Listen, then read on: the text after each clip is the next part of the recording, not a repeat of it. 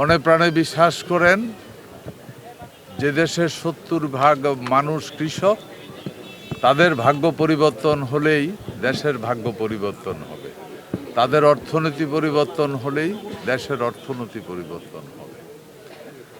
যে কারণে মাননীয় প্রধানমন্ত্রী, এটা শুধুই মাত্র ওনার চিন্তার একটা ফসল, এটা মাননীয় প্রধানমন্ত্রীর নিজের চিন্তার একটা ফসল, যে কৃষকের যেন উৎপাদন থেকে বিক্রয় পর্যন্ত কৃষক যেন প্রতিটা ক্ষেত্রে তার পণ্যের ন্যায্য মূল্য এবং ন্যায্য অধিকার পায়। এই কারণেই এই কৃষক কার্ড চালু করা হয়েছে।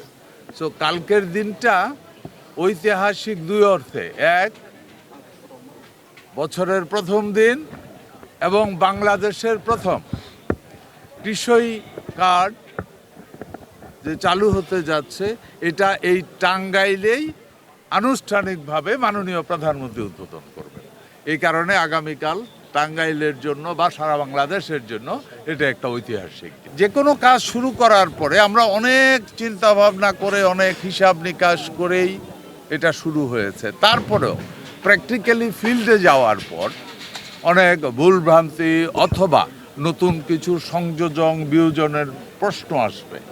এটার জন্য প্রথম সারা বাংলাদেশে এই টাঙ্গাইল সহ 11টা পয়েন্টে ফ্রি পাইলটিং শুরু হবে, তারপরে গিয়ে পাইলটিং হবে, তারপরে গিয়ে